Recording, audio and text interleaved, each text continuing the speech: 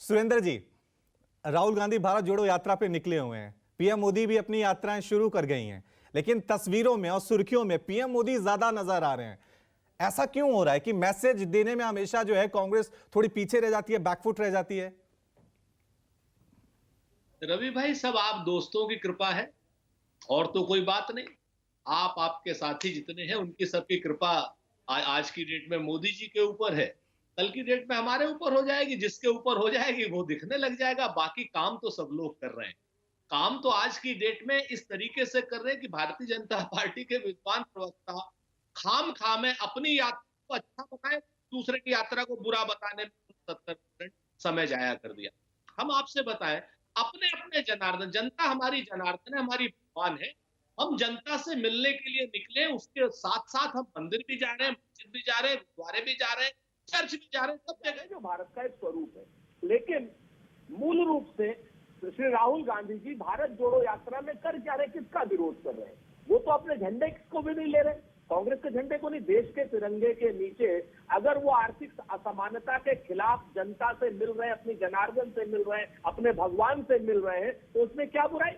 अगर वो ये जानने के लिए निकले कि आर्थिक असमानता कितना बड़ा मुद्दा है, अगर वो जानने के लिए निकले कि सांप्रदायिकता कितना बड़ा मुद्दा है और देश को किस तरीके से खोखला कर रहा है, अगर वो ये बात करने के लिए निकले कि महंगाई हमारी कितना बड़ा मुद्दा है और अपनी जनता जनार्दन अपने भगवान के घर पे, उनके घर पे जाके मिल रहे हैं, उनको बुला नहीं रहे, उस यात्रा में हर जगह पे जाकर के मिल रहे हैं, तो किसी को क्या आपत्ति है? मुझे तो नरेंद्र मोदी जी की यात्राओं से कोई आपत्ति नहीं।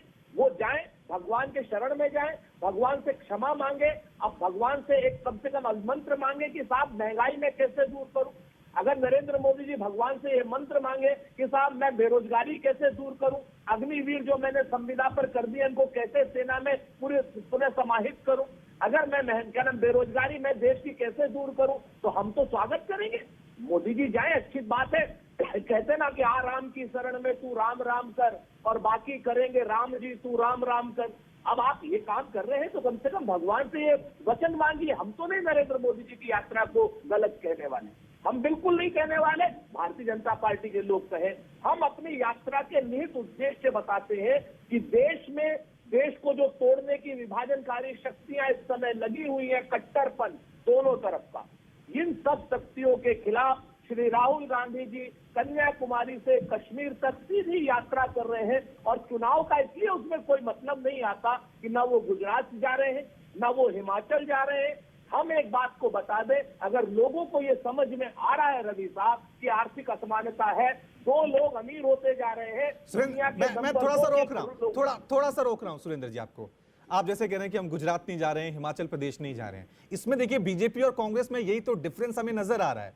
बीजेपी सरेआम कहती है कि हम राम मंदिर बनाएंगे, रामलला को लाएंगे, इस तरह के उनके नारे होते हैं और सीधा उनका संदेश है कि भाई हम धर्म की राजनीति करेंगे।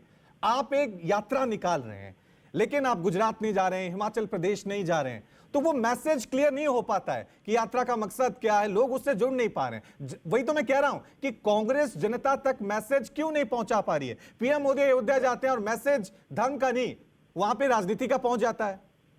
हाँ, बिल्कुल आपने सही कहा। मैं बहुत स्पष्ट रूप से कहूंगा कि धर्म को धारण करना बहुत अच्छी बात है, लेकिन धर्म के नाम पर वोट मांगना ये गैर कानूनी भी है।